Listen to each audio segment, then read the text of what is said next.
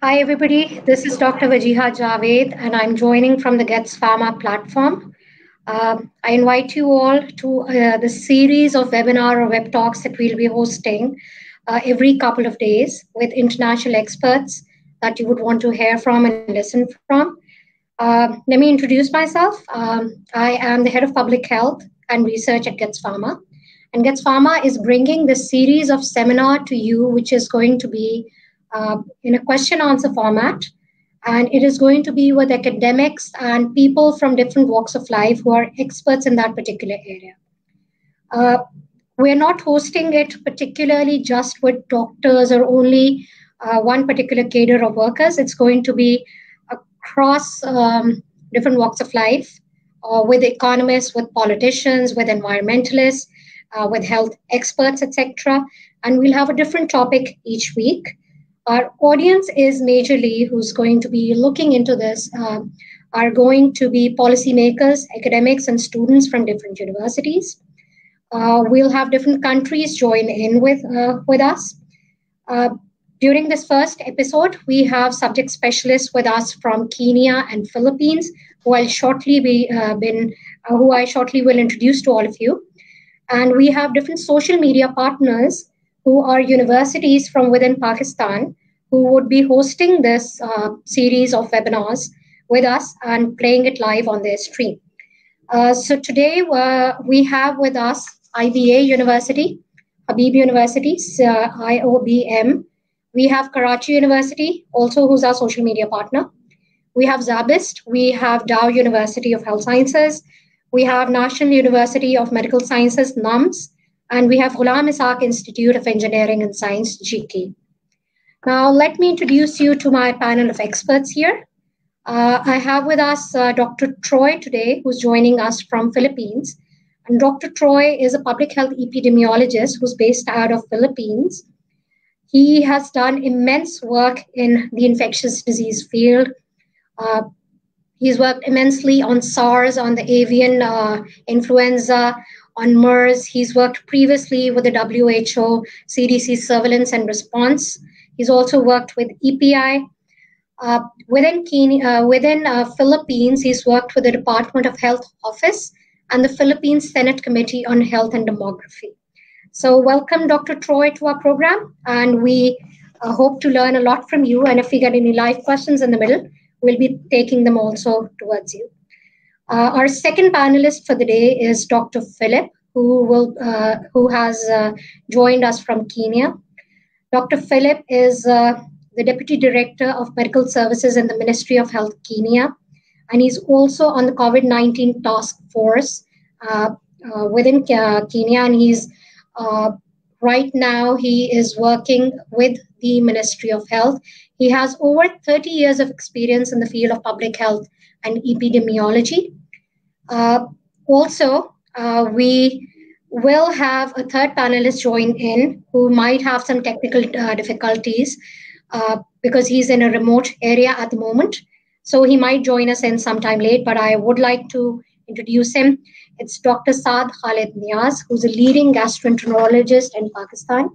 He's also a receiver of the Tamgha Imtiaz, and he's also worked massively in the field of public health and was a very key player for COVID-19 within Pakistan. Today's session is going to be, so literally the title is Public Health Failures and Lessons Learned for a Post-COVID-19 World. But to break it down into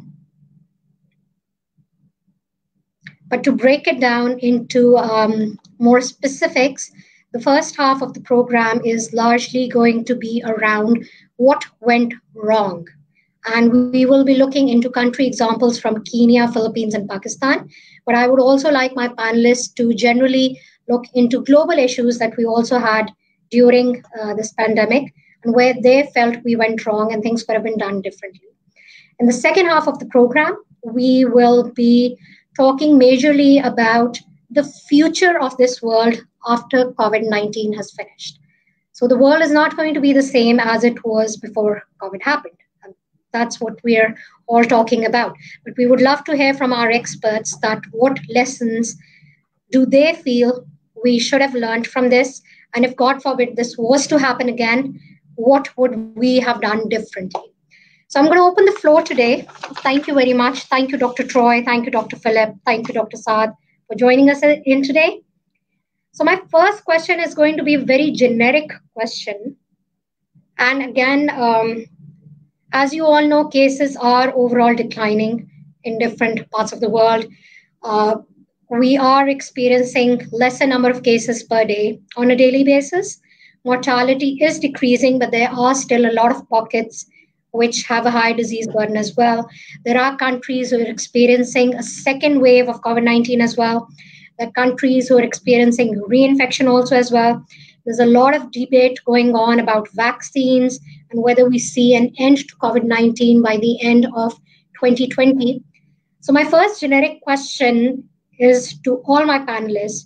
Do you think COVID-19 is going to finish by December 2020? Or do you think it's going to have more of a seasonal reappearance every year? So I open the floor.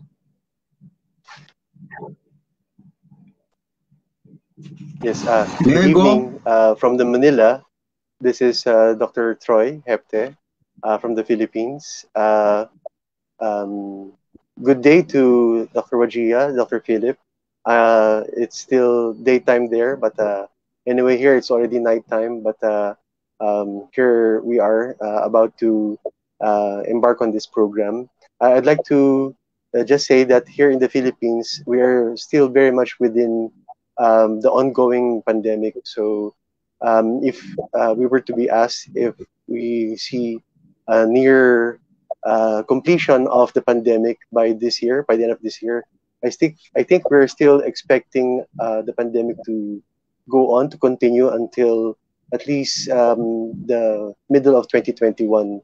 We're still seeing a lot of cases here, particularly in the capital, in what we call Metro Manila and nearby provinces.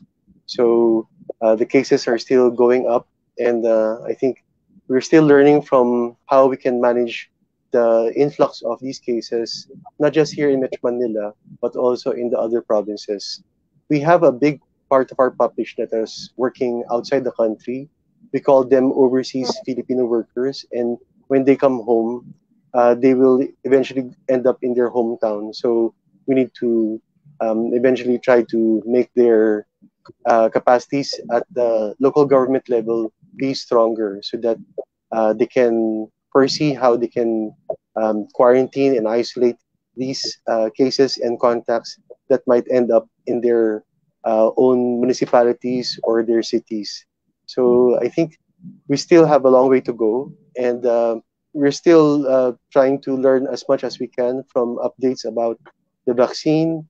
But so far, we have been somewhat semi-successful, quasi-successful in carrying out the surveillance necessary for us to identify cases, to detect cases, and also to exercise precautions by having our non-pharmaceutical interventions, such as the wearing of masks, face shields, having proper physical distancing, and enough guidance and advisories, not just for our communities, but also for our workplaces.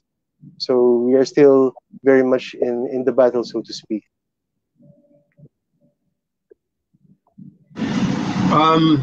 Thanks a lot, Dr. Troy and the other colleagues here in Kenya. I think we are still not out of the wood of COVID-19, and we should expect as a globe, this is not a problem which is going to just be wished away.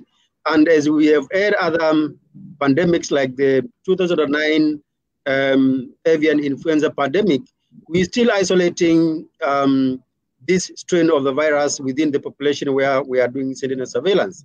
So we expect, even when the pandemic dies off, we expect to still continue isolating cases of COVID-19, even though they may come in a mild form after the populations get immunity.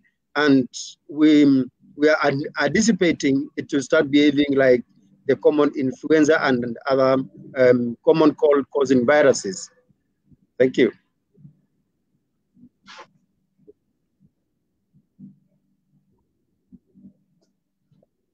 Okay. Thank you, both of you, Dr. Troy and Dr. Philip. So my next question is that if you could highlight 3 major mistakes that were made at a country-specific level within Kenya and Philippines. Before you do that, if you could also give us a little summary of how your country is doing at the moment for our listeners to understand, because we're catering to a global audience. Yes. For the Philippines, we are actually near around 180,000, maybe a little bit more, number of cases, confirmed cases. So far, we have had about 2,000 deaths. The majority of those cases are have been recovered already. So that's a good indicator for us. Unfortunately, we still have a deluge of patients in our hospitals. So we have some thing to monitor in our critical care utilization for the ICU beds, the ventilators.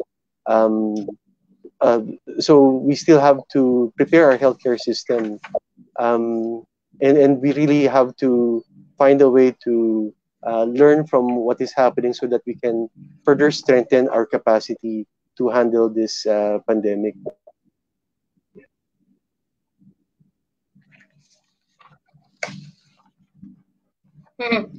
Dr. Troy, like I said, if you could...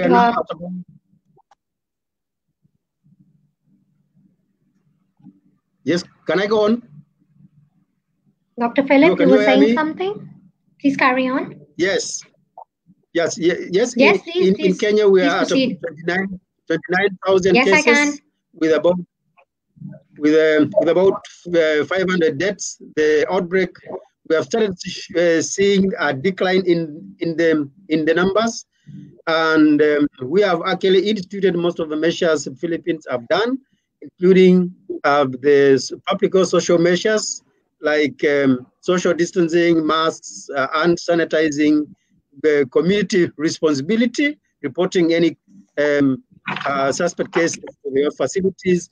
We have also had curfews, targeted lockdowns. We have had closure of borders. Community engagement has been actually a big chunk of the response we have done. And some of the teething problems, some of the mistakes which cropped up when this problem came is in the coordination. In the coordination process, the coordination was weak, and it did not realize the whole of society approach in the initial stages. So by the time they realized this pandemic is going to affect all critical sectors of the economy, it was a bit too late. And when they put in place the whole of the society approach in preparing and responding to this, it was a bit too late, and a lot of ground had been lost. So in future, I hope nations will think about the whole of society approach in pandemics like this. It's not only a health issue. Then the other thing is, when nations start to prepare for this, you don't need to create new structures. Use structures which have been there, which have been proven to work, so that you can write on existing structures which have worked for other outbreaks within your countries. Don't try to create new ones, because before they adapt to the current and to the problems at hand, then they'll have lost quite a bit of time, and this means loss of lives. This is not acceptable. Then you don't need to go and bring on new folk, because probably you feel you are keen, or they are new brooms who may sweep cleaner. Use the folks who have been there, the health workforce which has been there, and build on that, so that at least you can enhance and get capacity for new ones who you want to put in place. So don't make mistakes of trying new brooms which you don't know whether they know how to sweep or not. Thank you. Good. Dr. That was a good summary. So we have, Dr. Troy, please. Yes. If I can continue with what Dr. Philip mentioned, we also have that kind of mindset that we don't really have to reinvent anything. We actually have learned a lot from previous outbreaks, and we had the H1N1 pandemic in 2009 and 2010. So that really gave us some time to really come up with a good plan, a good strategy, so that we can anticipate what can happen in a pandemic. But nevertheless, this pandemic of COVID-19 really happened, and we should try to learn as much as we can. For what happened early in the pandemic here in the Philippines, we really should have poured more resources, more manpower, more facilities for our laboratory detection, our epidemiologic surveillance. The first initial cases were something that we missed, and we were really at the loss of how to come up with good contact tracing, which is very, very critical for us in coping with the pandemic. So I think as for what Dr. Philip mentioned, I echo that same sentiment that we really have to learn from what happened, from all of these limitations and the vulnerabilities in our healthcare system, and we have to move forward. Yes.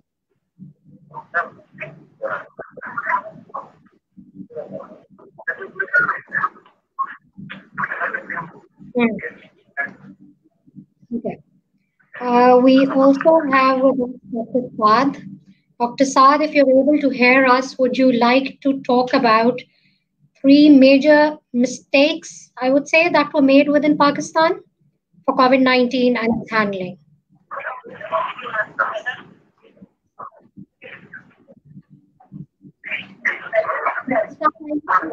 Are you able to hear me?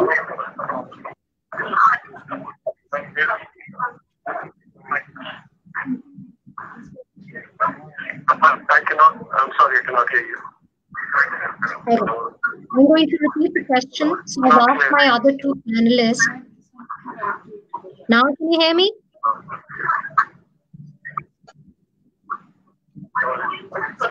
So, Dr. My other panelists, I had this question. I don't know if you can hear me.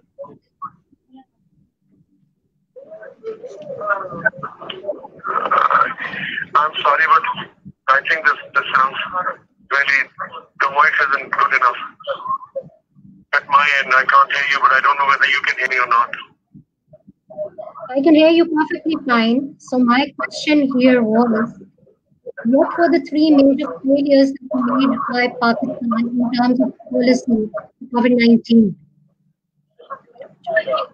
So my question here was, what were the three major failures that were made by Pakistan in terms of policy for COVID-19? So my question here was, what were the three major failures that were made by Pakistan in terms of policy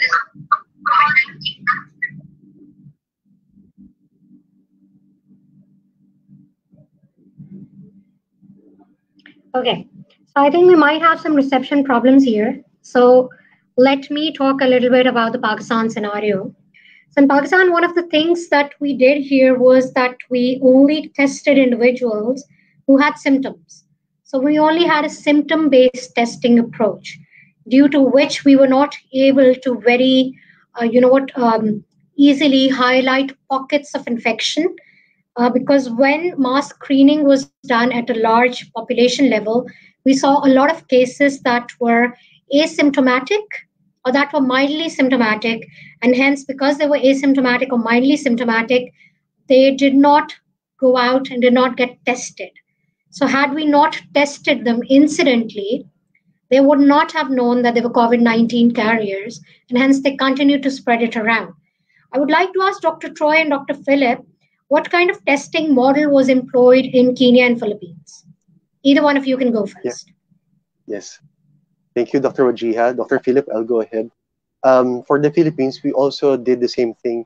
We were only testing for symptomatics, but sometime in April, we actually got updates from other countries that when they were testing for their population, those who were not symptomatic, those who were asymptomatic, it turns out that there were really a lot of confirmed cases among those who didn't have symptoms. So this made us think that we were really dealing with a different kind of virus. It's so much transmissible than the other kinds of viruses that we've had. But this time, there's a big chunk of the population. There's a big proportion of the population that will not manifest any symptoms, but yet they might be carriers. So we tried to increase our lab capacity from a few labs at the outset of the pandemic, and now we have around 80 laboratories all over the Philippines, mostly centered in the cities, but we are still trying to find a way to increase our capacity in the countryside. So we have laboratories, facilities, manpower, training, and also the important logistics and supplies that are needed so that we can ramp up our testing. Mm-hmm. Dr. Philip? Right. In Kenya, in the initial stages, of course, we used to test the positive, the ones with signs and symptoms. But, you know, for every case who tested positive, we used to go and do what we call contact tracing.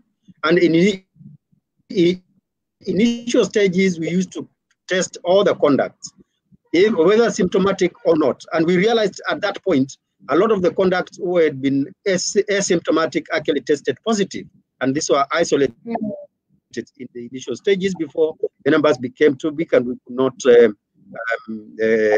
take care of them anymore. Thereafter, we did what we called targeted mass testing in areas like in the capital city, Nairobi, and the other big city in Mombasa, where we had a lot of positive cases. We went to the communities and requested them after educating them to take the COVID-19 test. And during this targeted mass testing, actually, we realized a lot of the, about 80% of those who were tested and tested positive were actually asymptomatic. This brought a bit of a problem because now there was the requirement that when you are tested, you test positive, you are isolated. And this brought a lot of clients to the isolation facilities, which outstripped the available isolation facilities in our country. So with that is when we realized now we need to think of another mode of actually managing the asymptomatic or mildly symptomatic cases. And in Kenya, we have started what we're calling the home-based isolation and care. We are trying to decongest the health institutions and by caring for this asymptomatic or mildly symptomatic positive COVID-19 cases at home. So these are the initial lessons we learned. And initially, we only used to have one testing laboratory at the national level. But by the end of the second month, we had actually increased the capacity to at least about 20 laboratories, which were testing across the country, being controlled by the national laboratory level for quality control and quality assurance. So this COVID-19 has actually also helped us to expand the capability of testing for novel influenza respiratory pathogens, which is something which is good. Thank you. Great. So another question that comes to mind is that there are different kind of lockdown strategies that different countries looked into. For instance, Pakistan went in with a whole site lockdown, which included schools, universities, shops, workplaces. Everything was a massive lockdown in the beginning. Then there was a relaxation, and then there was a second round of lockdown that happened. And schools would be opening up after 6 months, in almost like the next 2 weeks or so.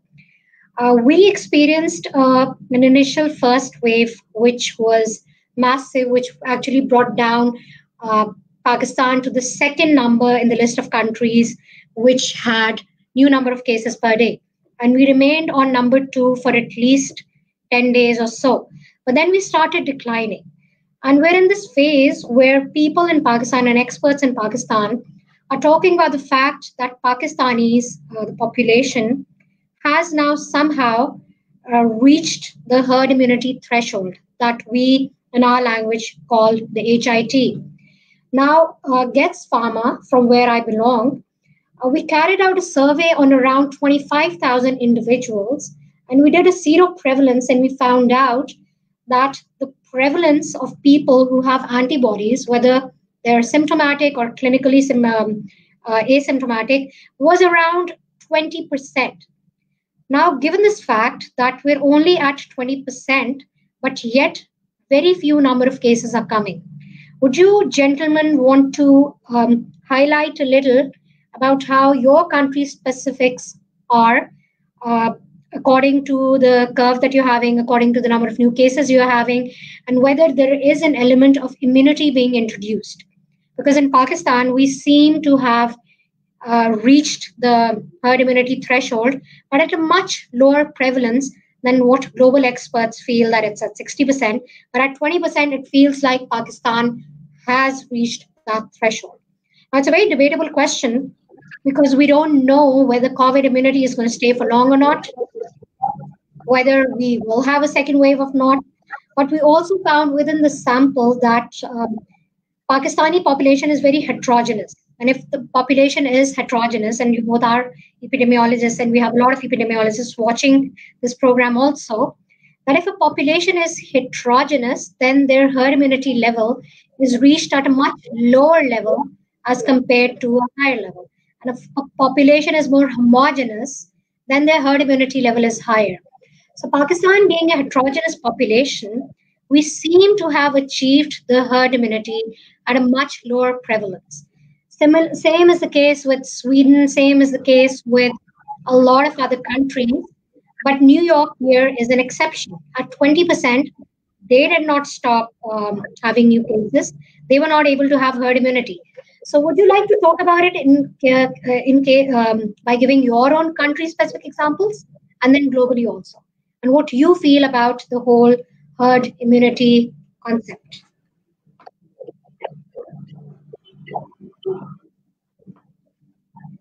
We can't hear you, Dr. Troy, you're muted. Dr. Troy, you're muted. Can you hear me now? Yes, we can. Can you hear me now, Dr. Wajiha? Yeah. Dr. Philip, if I may, I can go ahead. For the Philippines, we actually had a 2-month lockdown at the very start, and then we somewhat relaxed our lockdowns towards June and July. But starting this August, we tried to go back again to a harder kind of lockdown for 2 weeks. This is our first day actually today, when we tried to relax again our community quarantine, or what we call our general community quarantine. So for this particular lockdown, we're trying to come up with different kinds or levels of lockdown, and we're trying to make people go out to the community, to the workplaces, to the establishments slowly, gradually. So we're adopting a slow but sure approach, although it's taking us like 4 or 5 months already. But anyway, about the other topic, we have a very, very active medical community. So we have a lot of doctors, medical research who are weighing in specifically about the immunity or the herd immunity. So we are trying to get the consensus from a lot of doctors. We have documented some cases where we have reinfections here in the Philippines. So we're still learning a lot from that. But what we have seen from research studies and from people who have come down with the COVID infection again is that apparently their first infection was very mild, and we are thinking that according to the medical literature, probably a lot of people really didn't have that much of the viral load for them to really have the immunity to develop, so that they can try to have a substantial kind of resistance against the COVID-19 virus. So we're still a bit ambivalent about how we are to proceed, except that we just have to stay put with our strategies of having the testing, the contact tracing, putting contacts in quarantine and confirmed cases in isolation, and then trying to manage them. So we are really focusing more on the healthcare system, and it will just be something that we need to document or to conduct research studies on with regards to this herd immunity. Good, great. Dr. Philip? Yes. For Kenya, we undertook some targeted lockdown. We did not lock down the whole country. There are about four regions. We have about 47 regions in Kenya, and 4 regions were heavily affected by this problem. So we had targeted lockdown of people not moving out of these 4 regions for about 1.5 months. Then this was lifted after we realized that we felt a lot of the transmissions which were moving from there had been contained. Then the other measures which we took, we still have a ban on in Kenya for social gathering. Actually, we have completely minimized the gatherings in churches, in mosques, and it's just about last week that we started opening the churches and the mosques slowly with a lot of emphasis on social distancing and hygiene and making sure if a mosque was holding 10,000 persons, now it can only take a maximum of 1,000. We still have school closures, and we probably may go up to next year before schools open again. This is a form of banning of social gathering. When we come to the herd immunity in Kenya, we have not done specific studies on the herd immunity, although we have done some sero-prevalence surveys of the COVID-19 in Kenya, which we feel probably by the end of this year, we should be able to do a more serious sero-prevalence survey and look at the level of antibodies in our population and gauge whether these antibodies are protective or not. We are getting the support of international bodies like the CDC of the US, WHO, and USAMRO, which is an American military platform for medical research.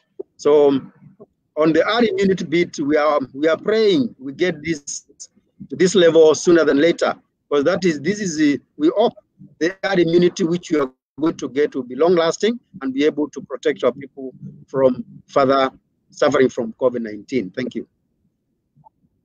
Great. Another question, again, a very controversial one, and I would like to ask you both, and I'll give the Pakistan perspective.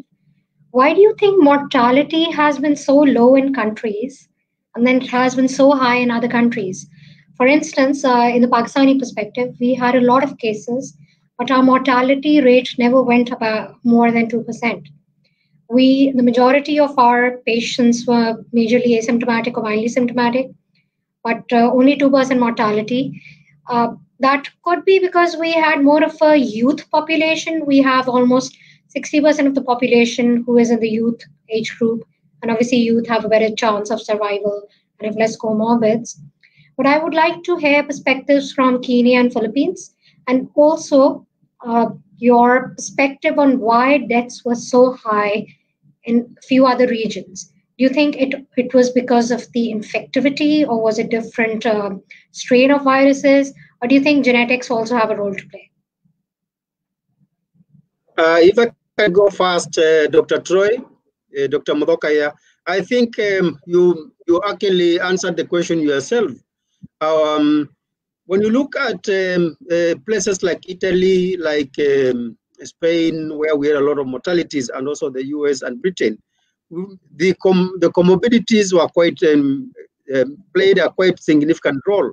We have an aging population in most of those towns, most of those countries actually, UK, Italy, Spain, and in most of the other countries, in other countries like Pakistan, as you have said, like in Kenya, the population is youthful. We have a youthful population which has less comorbidities and risk factors for severe outcomes on COVID-19.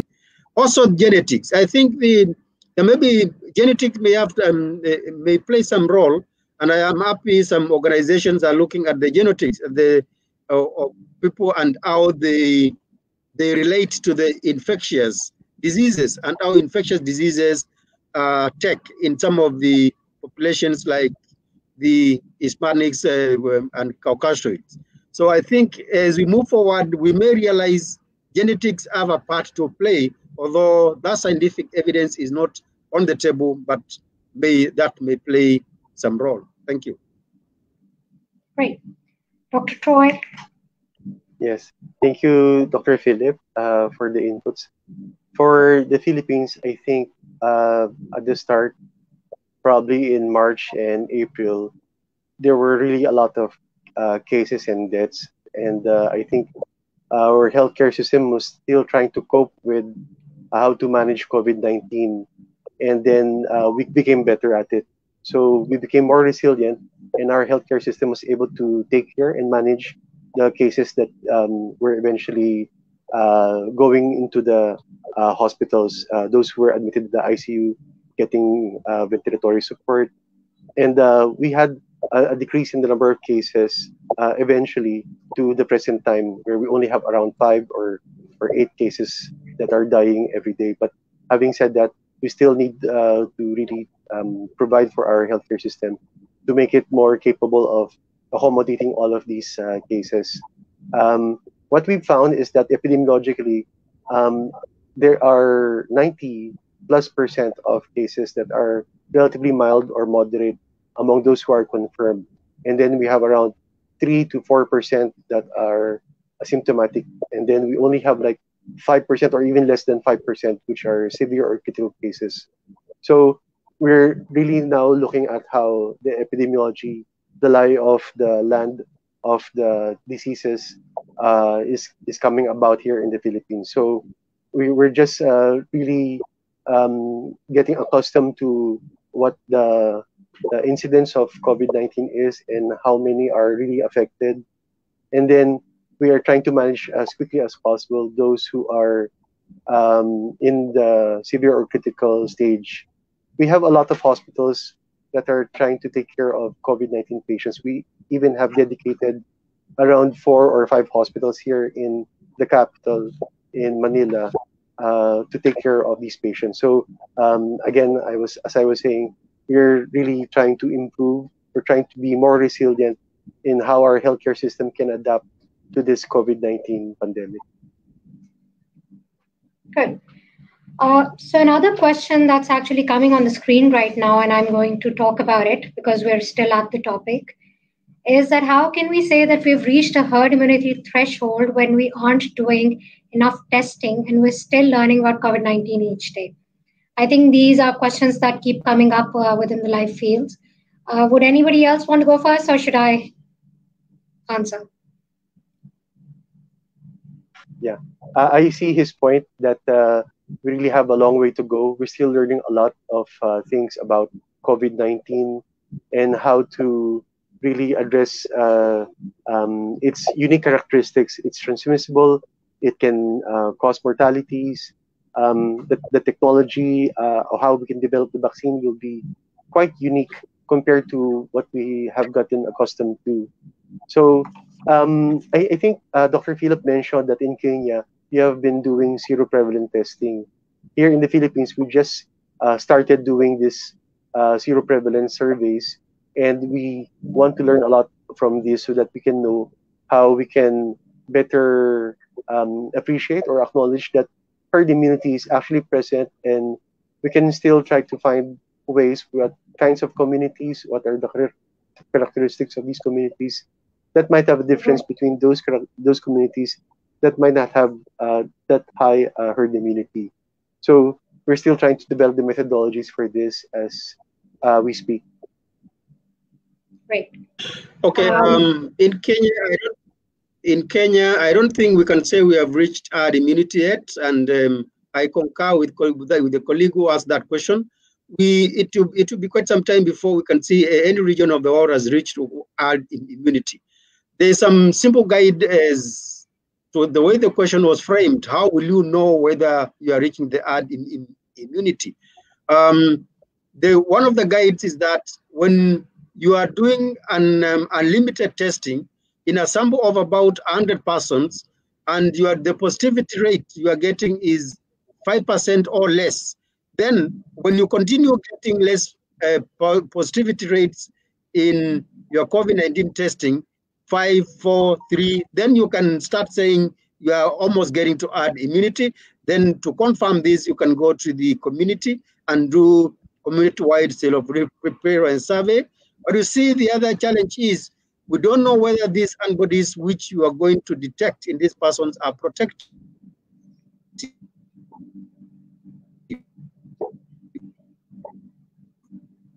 These antibodies protective or not? Thank you. Right. So I just want to add one point to what Dr. Philip said. I think the statement was made by me that Pakistan seems to have gone into or reaching herd immunity. And the reason why I say that is because we are continuing to test every day and the positivity rate is continuing to decrease on a daily basis. Still has not touched zero, but it is continuing to decrease on a daily basis. Deaths are continuing to decrease on a daily basis. So when rate of positivity is decreasing, there are less cases. That seems to show that that community might be entering into herd immunity. And herd immunity, like we all know, I really want to spend some more time on this because this is a question that keeps coming again and again. Herd immunity varies according to place. It's not the same for every country. It's not the same for every region. It can even vary by postal code.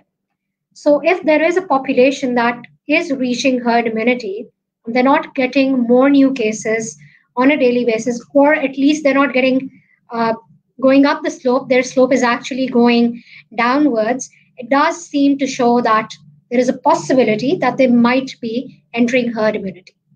So I'm going to stop it here. And there's another question that I want to ask everybody here is that other than COVID-19, because of COVID, a lot of our hospitals also had to close down to cases other than COVID. So there were conditions like chronic diseases like diabetes and hypertension who inadvertently could not make it to the hospital because they were overcrowded with COVID-19 patients. So we also saw a lot of deaths, at least if I look at it from a regional level, because of other causes of death as well, not COVID, non-COVID deaths just because they were not able to reach the hospital or they were not able to do proper medication on a routine basis because of the COVID-19 dilemma. So would you want to talk about that? Do you think a lot of these deaths are also attributed to non-COVID-19 and because services were brought down? Here I want to specifically talk about family planning. I know it's not a topic for most infectious disease people, but family planning levels came down massively because health services were stopped in a lot of countries. And it's a lot of experts are talking about that there will be a baby boom after COVID-19 because family planning services went down sharply. And similarly with other services as well. Same was the case for Pakistan. So Dr. Troy and Dr. Philip, your opinion on this? Deaths as well as morbidity. Yes, I think we took a hit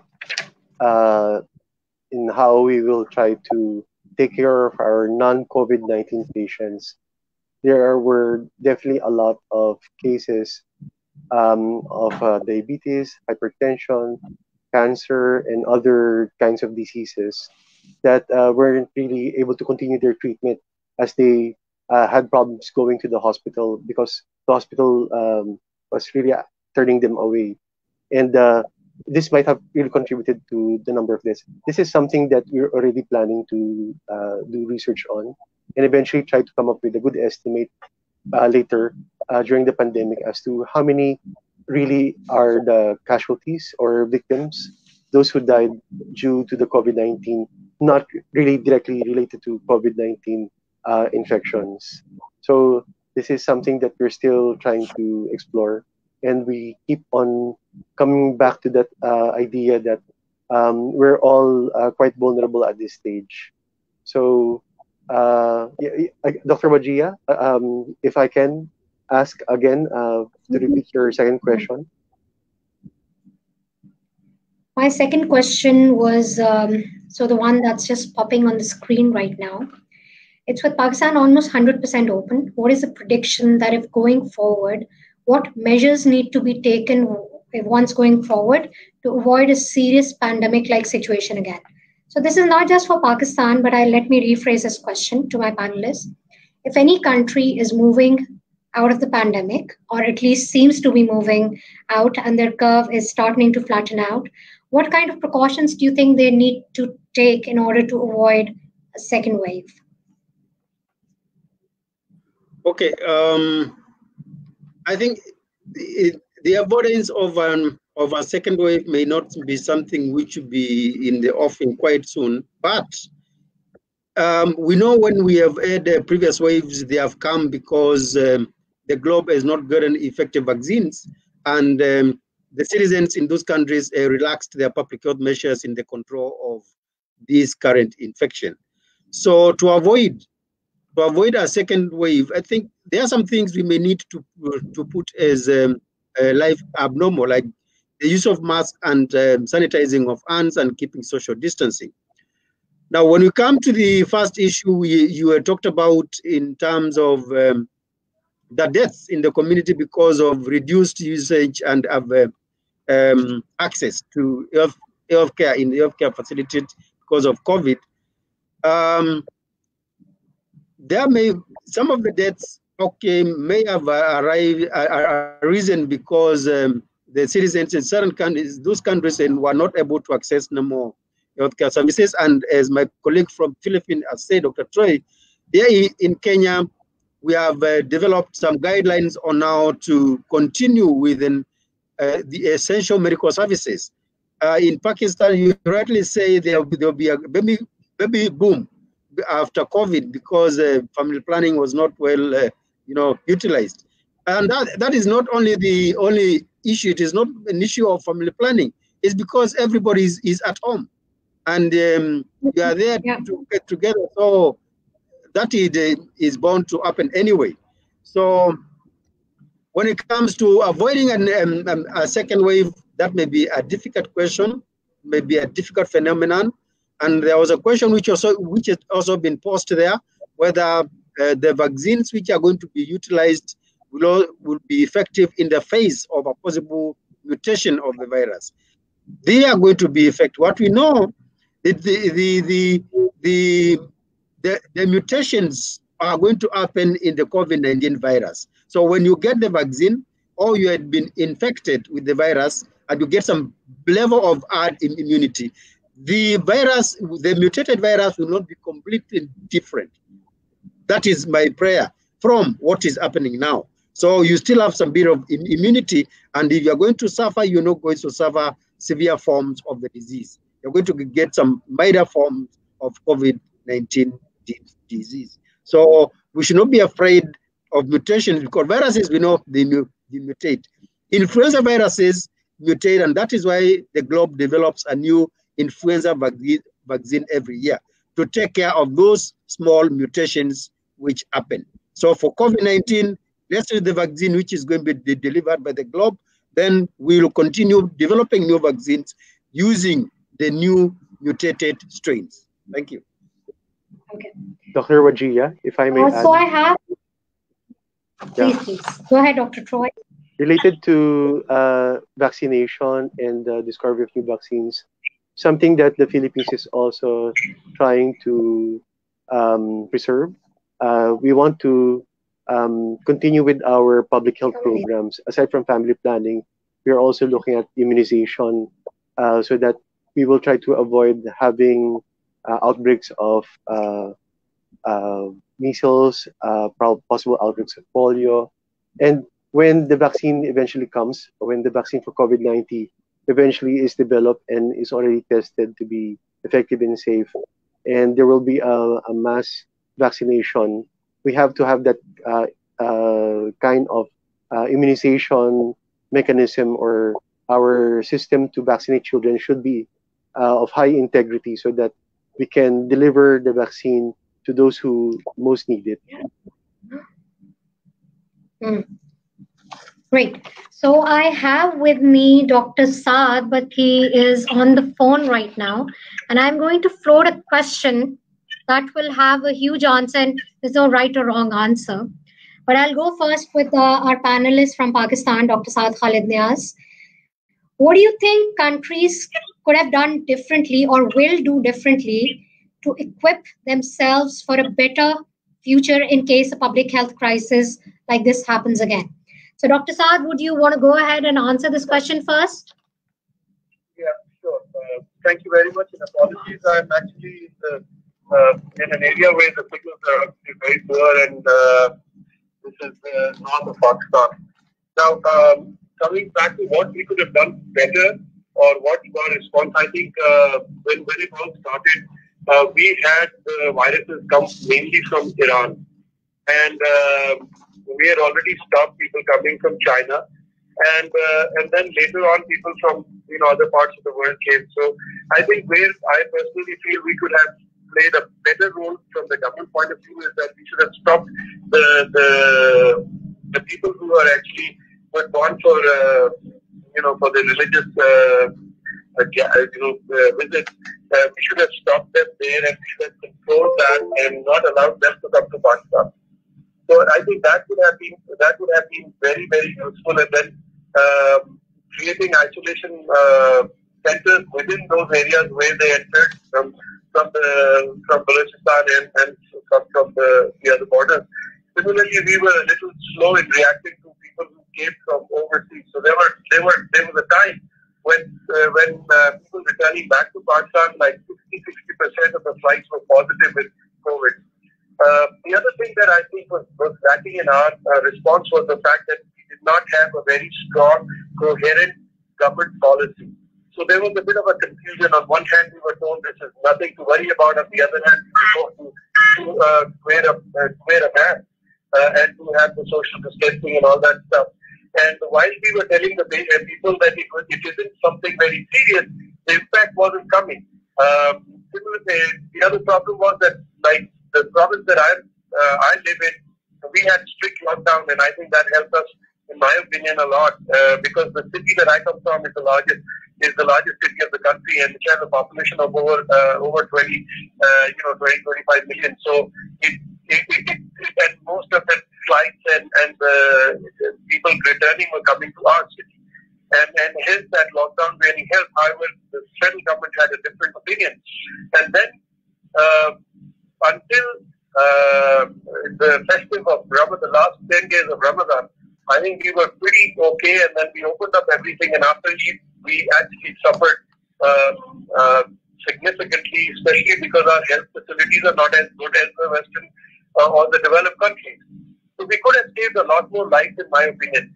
I personally feel that the virus, over a period of time, somehow must have changed, or something has changed, because the weather and all those things are very similar in other parts of the world as well, including immunity. And I really find it hard to believe that our government or people's response in our country really was responsible for the results that we've had, which has been so far very good. We've managed to not have the kind of suffering that the rest of the world has actually seen. How would we go forward?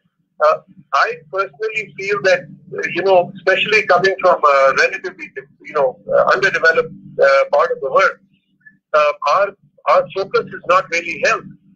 Our infrastructure for primary health care almost does not exist. And so we need to invest really in health. We need to invest in education. I'll tell you that I started traveling from the south end of Pakistan, and I'm actually literally in the north end. And trust me, there is no social distancing at all. There is no mask wearing at all. I haven't seen anyone literally. And you can take it as a joke, but when we were wearing masks and we got out at a place, people thought we had COVID. That's why we were wearing masks.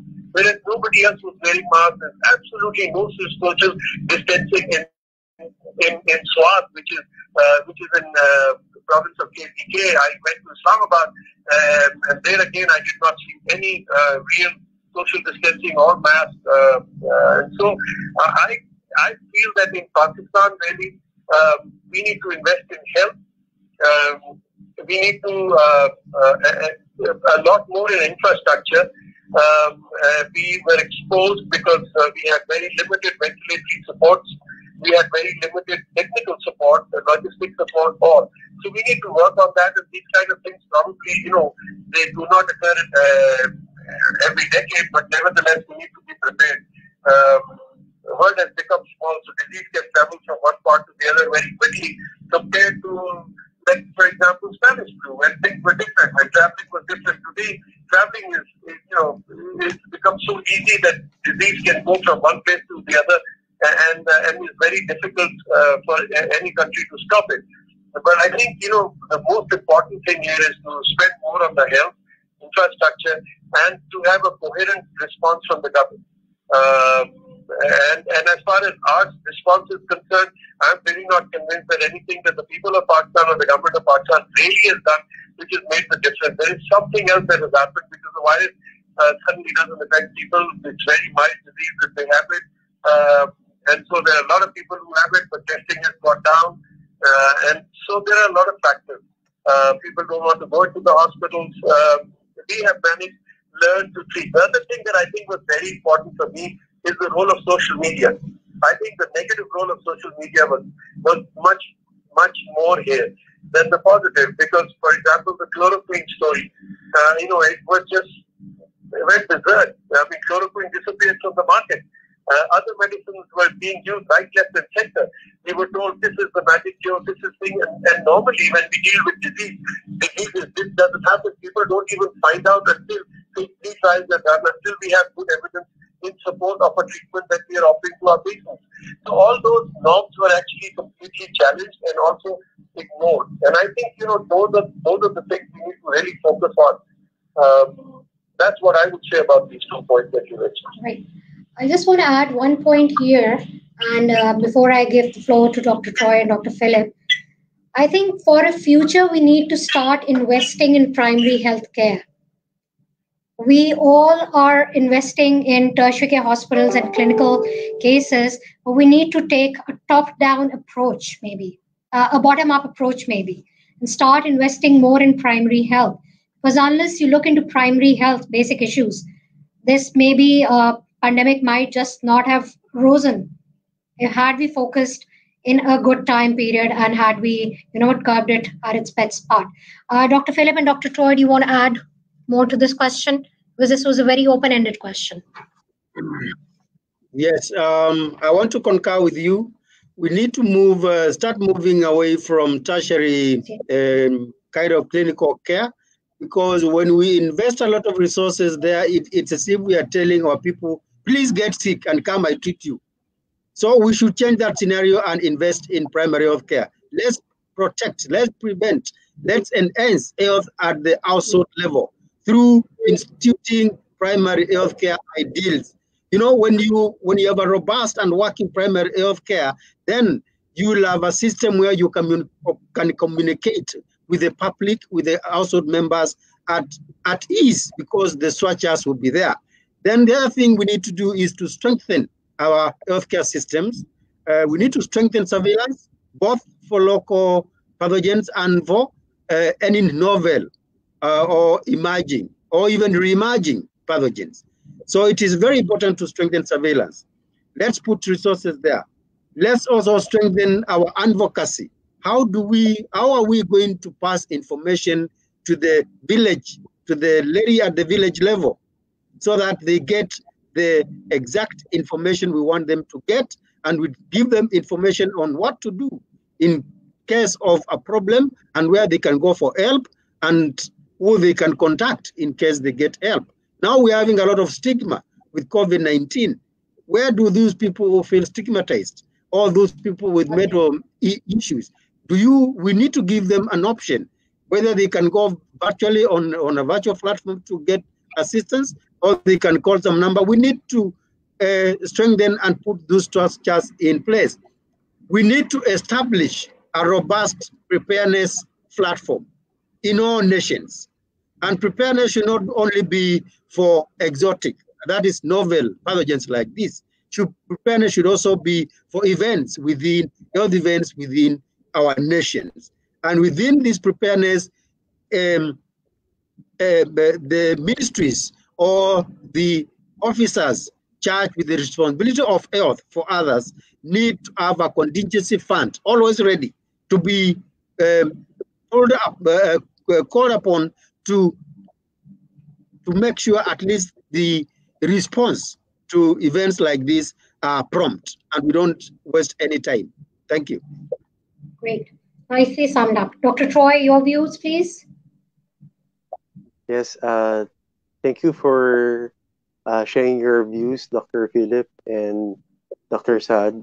I also share the same insights and share the same conviction that we really have no way to go but to really prioritize primary healthcare. And speaking of primary healthcare, really have to have a systems approach to preserving our public health system. We just cannot look at the hospitals, but we also have to look at our cadre of healthcare workers in the communities, in our health centers, and we just have to extend our reach towards all the people that will be prone or will be vulnerable to COVID-19. Just early this year, we were really about to embark on the start of our universal healthcare program. We just passed the law in 2019, and we were about to undertake massive reforms in our healthcare system. It's just sad that COVID-19 became our #1 priority, but it's also sort of a blessing, so that we have this kind of challenge that will help us be more convinced that we have really to move forward. We cannot go back to what we were before. We had from 30 years ago, we were really very fragmented because our healthcare system was devolved. We had a decentralized form of government in the early 90s. And now this is really something that we have to keep in mind so that we can leave this as a legacy to the future generations. And I have that kind of persuasion that COVID-19 is really a milestone year for us here in 2020 and probably in 2021, so that we can really come up with different avenues of collaboration between countries, within the country, between our international health agencies, so that we can learn as much as we can, not just the technical part, how to treat, how to manage, how to come up with good vaccines or good medicines, but also to really come up with a good spirit of communication, coordination, and really we need to collaborate closely across all countries. So this is just the start. COVID-19 is just a way for us to shock ourselves maybe into realizing what we may have forgotten a long time ago, that it really begins from what you mentioned, Dr. Wajiha, that it's a bottoms-up approach. We really have to start from what the needs are of our communities, and so that we can better serve the health needs of our citizenry in each country. Great. So we have a couple of questions popping up on the screen, and all my panelists can answer this. So we have a question, and they're asking, what is your opinion on wide-scale lockdown versus a small-scale community lockdown? Which one do you think is more effective in controlling the spread of the virus? Dr. Saad, were you able to hear the question? Great. So, if I could go, both the options have to be, done at the same time. They need to be exercised depending on the percentage of the population affected, on how common it is, and how people are actually following the instructions. I think a lot of factors have to be taken into account. Smart lockdown or a selective lockdown would be good in places where you know that there is a particular area where you have a high prevalence, and so what you do is you lock that down so that community is not mixing out so much with the rest of the community, that hence you try and stop it that way. Now, in the larger lockdowns, obviously the downside of the larger lockdowns is economical downside. And in countries which are relatively poor countries or developing countries, it becomes a big problem because as it is, a lot of population is living below poverty line or just about there. And so it becomes very difficult for them. So you need to get the right balance there. But in my opinion, as I said, in certain areas, you would have to have complete lockdown, and in certain parts you will have to have selective lockdown. But most important was initial reaction. Initial reaction, because this is a virus that started from two places really. As far as for us, Iran was the biggest area where we got it. The largest number came from Iran initially. So we could have been a little bit more proactive, and maybe we could have stopped it and contained it. And you can't stop this disease. No matter what you do, it seems like, looking at the examples of a lot of countries in the world, but having said that, if you slow it down and allow a lateral spread in a controlled way, then the medical system would be able to sustain it. And our worry in Pakistan was that if this had gone any more than what it did, in fact, we almost collapsed. At one time when we had, when we reached the 300 numbers of deaths a day, it was very difficult for the medical system to cope up with it. And that could have been prepared much better because we had time and warnings coming in January. But having said that, obviously, this was something that we all have experienced for time.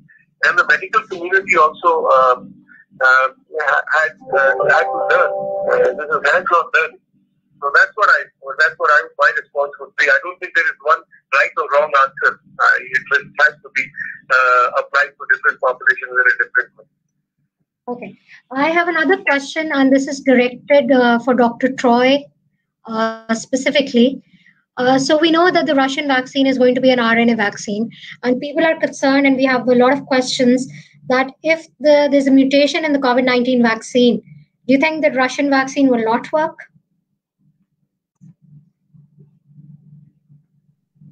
I think ideally we should have a complete understanding of what we are supposed to develop. So if we have the mutation that might be occurring, and if it's very prevalent, it should be considered as part of the vaccine. It should be considered as part of how we will develop the vaccine. So we really just have to apply our knowledge as to how we can appreciate the extent, the incidence of that mutation. So the short answer is yes, and we should just be considerate of how the vaccines should be customized as to, like the influenza vaccine.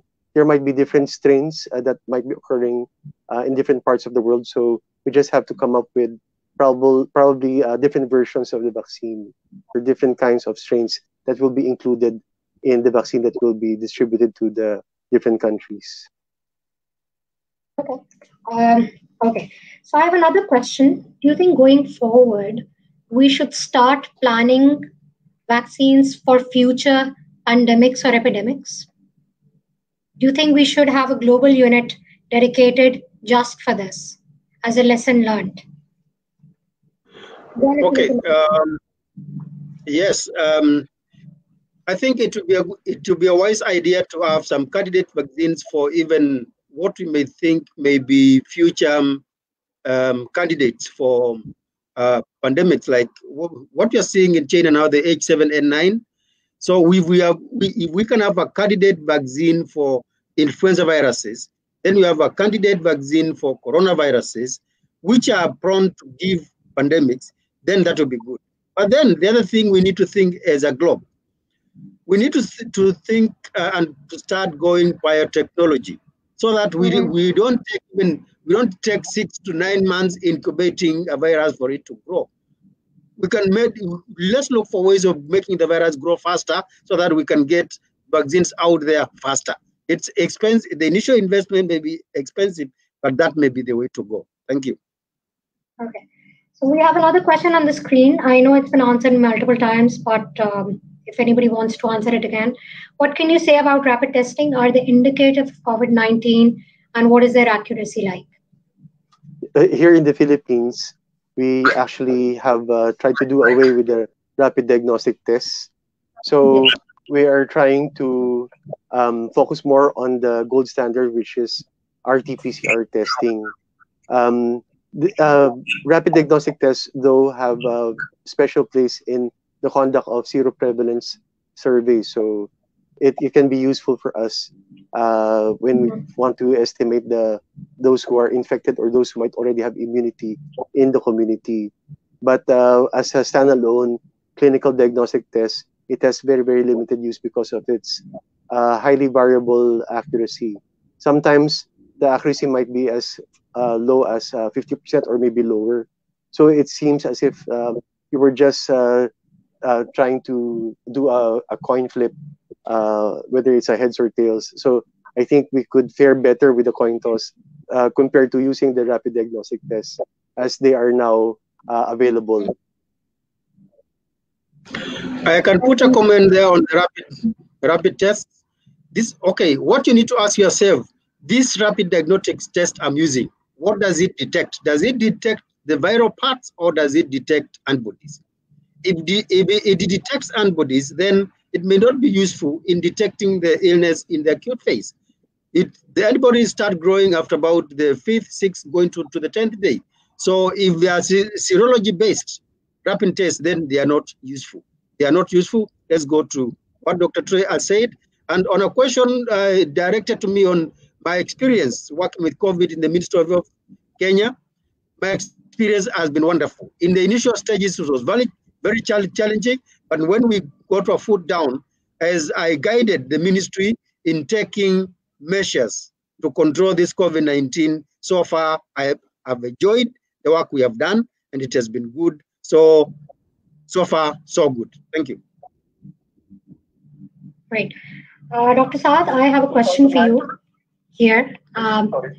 Just wanted to add something. Gigi, please go ahead.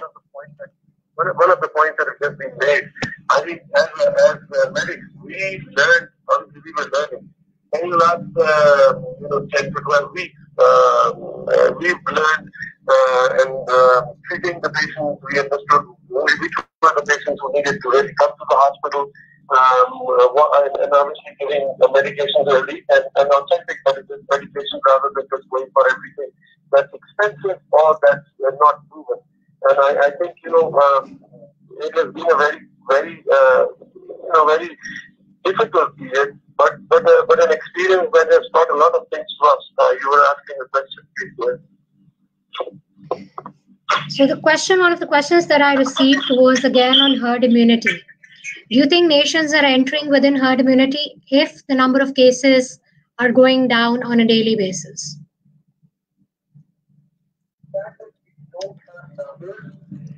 Being reported that yes, we don't have the positive. I think that to create that is not safe. People who are positive, who have higher risk, are actually now not really. A lot of them are not testing. People who have already had infection are not testing again. So that was also part of the initial management, which obviously is not being recommended anymore. Herd immunity would require 80%, 90% of the population to have been infected by this virus or affected, or and I don't think we've reached that level at all. So, but I can tell you something is very strange about the behavior of this virus in Pakistan.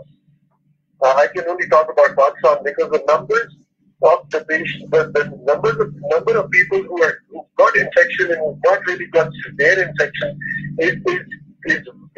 was low initially also, but the ones who were getting serious has actually gone down over a period of time, but has become much better. And to be honest, the treatment has really not changed in the last 12 weeks, and so I feel, although this is not my field, but I feel there is something that, as we were just talking, the virus, is the viral mutation, is the virulence of the virus, or whatever, because this is something that the experts can answer. But there has to be something else, because nothing changed in our country otherwise. We can claim so many things that we did smart lockdown, we did this, people did not, and this is a fact. And despite that, we have really not seen what is being seen in the rest of the world. So there has to be something in the virus. And I hope that at some stage we will find out, I'm sure, from other countries as well, if not ours. Great. I think Dr. Philip wanted to add something here. Yes, I just want to say, as WHO has guided, when you start getting the reduced positivity from your tests below 5%, 4%, going to 2%, then you get 0%, then we can say probably that community has achieved some herd immunity, but we need to go further and do a sero-prevalence survey in that community to find the antibody titer levels. We can't just say that maybe the viable virus to be transmitted in that community is not there. So if it is not there, then you will not get new cases. But then if you have to say, yes, this community has herd immunity, I think it would be good to do a population-based sero-prevalence survey to be sure. Great. So we have a lot of questions piling up. Another one is from my side. Do you think, because all of you are working with your respective governments in your respective countries, do you think going forward, there should be a separate fund dedicated solely for protecting the population from future epidemics and pandemics? Do you think you will be advocating for that with multilateral and bilateral donors, both at a global level as well as your country level? Again, it's for all my panelists. Anybody can answer. Who wants to go first? Yes, I'll go Dr. first. Troy Dr. wants to go Wajiha. first.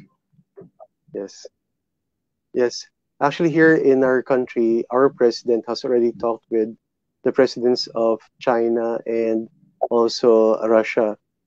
So it's more of a bilateral arrangement where we'll be trying to participate in the clinical trials of their candidate vaccines here in the Philippines. So as for the future, I actually work with some legislators, and we are now trying to put our minds to come up with legislation so that we can have more budget for more facilities and organize sort of like a CDC here also in the Philippines so that we can quickly respond to these kinds of biologic events in the future. So a while ago, we were talking about if we were to organize something like a global organization that will lead the development of vaccines in the future, we also need to develop that capacity in each of our countries. So there's really a lot of investment that will be coming in, not just for the laboratories, but also for epidemiology, for our healthcare workers to focus on infection prevention control, continuous training, and continuous retraining and refresher courses for our healthcare workers. So it really has to be all factored in. It has all to be budgeted. And if our doctors, our healthcare workers are also knowledgeable about the process, they should be a part of this. They should be made partners, as they are important stakeholders in how we will try to provide the funds. In this present Congress that we have already enacted one piece of legislation where we already augmented the budget for our healthcare system. So we are now in the verge of passing the second kind of package for our healthcare system. So we hope that we can only improve our systems, that they will be sustainable in the future, not just for COVID-19, but for other kinds of viruses or any emerging disease that may happen. Right. Since we have a lot of questions coming up, I'm going to limit one answer per question from each panelist. So my next question is that do you think countries should close down their borders at the very start, even if it's not globally being restricted, as soon as an epidemic is announced in another country? For instance, let me just rephrase the question. For instance, there's an epidemic in the US. Do you think Pakistan or Kenya should close down their borders so that it doesn't become a pandemic? Dr. Saad, if you would like to answer. I think that may not. Okay, Dr. Philip. Closing borders is one of the closing borders is one of the measures of avoiding the spread to other countries. But closing borders early, you need also to consider the international health regulations and what they say. You have also to close the borders bearing in mind the international obligations which you have to meet. You are not living in an isolation.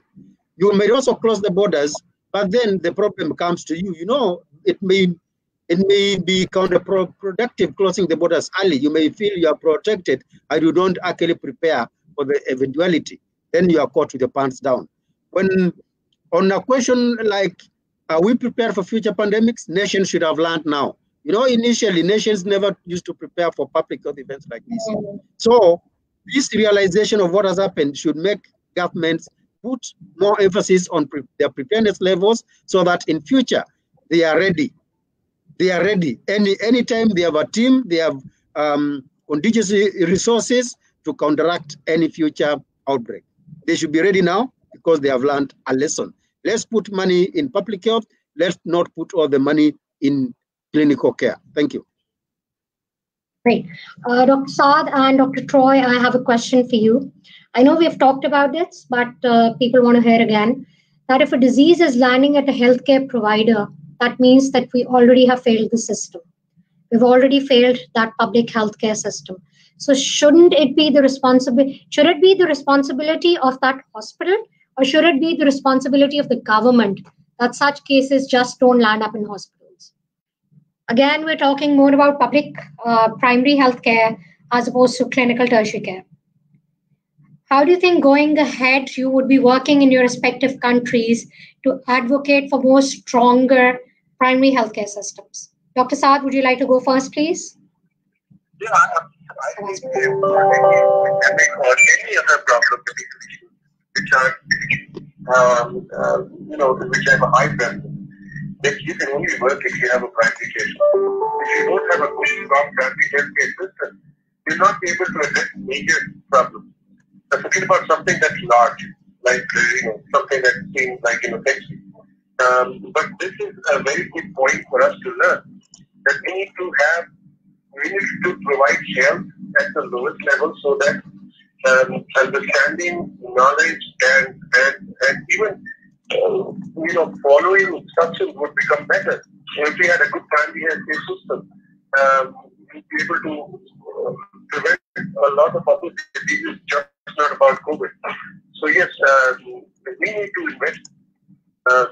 Countries like where I come from, we need to invest more on health than anything else along with education. That's what needs to be done, and when that is done, things will change in our country. Great. Dr. Troy, would you want to add something here? Yes, yes. Thank you, Dr. Wajiha. Just quickly, in an ideal setup, in an ideal world, there shouldn't be a divide between tertiary care and primary care because we are all part of a healthcare provider network. For universal healthcare, what we intend to do is to have a good referral and back referral system so that those who are in tertiary care will actually know what the public health priorities are. And then the primary care would have to step up with their clinical skills also so that they will know when or how to refer, not just for COVID-19, but for a lot of other diseases. So we really have to see this as a collective whole. Great. I've got one last question. It's more of a visionary question. Again, there's no right or wrong answer. So in a post-COVID-19 world, if each of my panelists could briefly give me just 2 suggestions. So I'll go first with Dr. Philip, that in a visionary post-COVID-19 world, what 2 major changes would you make or recommendations?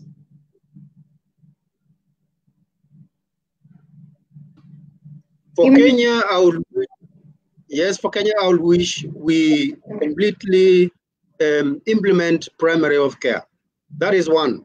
The second one is we need to have contingency resources to respond to pandemics or even outbreaks within countries. Then number 3, we need to strengthen our healthcare systems. Good. Dr. Troy? Yes. I heard that a lot of college students are now planning to enter medicine and also probably enter public health. So it's going to be something that will excite us to learn that we really have so much to do. We actually have a broken healthcare system that needs a lot of fixing. So we need a lot of people. So kudos to all those who are joining this bandwagon, that we will have to have more people contribute the great minds and also come up with good solid strategies as how we can better improve our healthcare system. It's not just for COVID-19 or in the eventuality of a pandemic, but it has to be the business as usual kind of disease management, both at the primary care and at the tertiary care level. And also another suggestion is for us to use and maximize technology. We have so much to offer, and these have to be applied in public health and also in clinical care.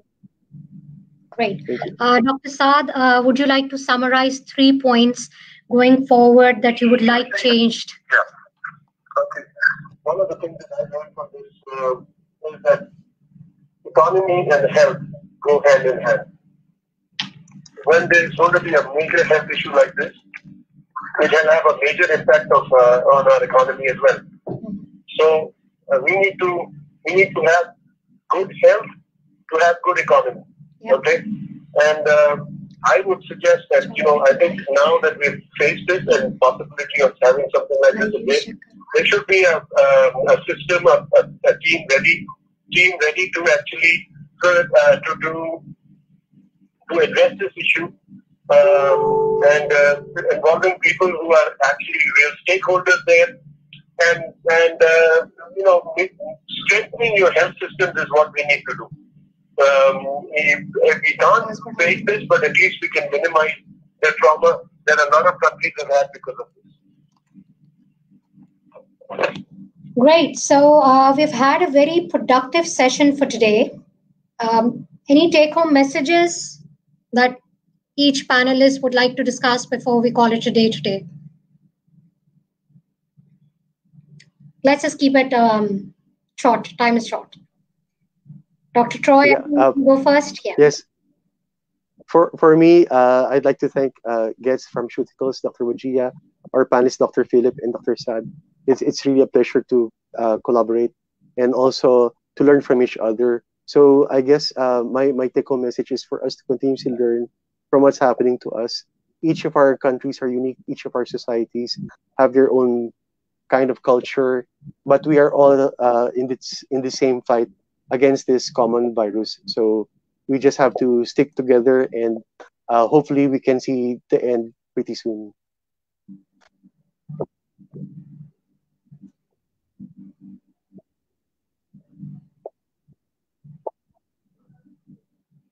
Great, thank you.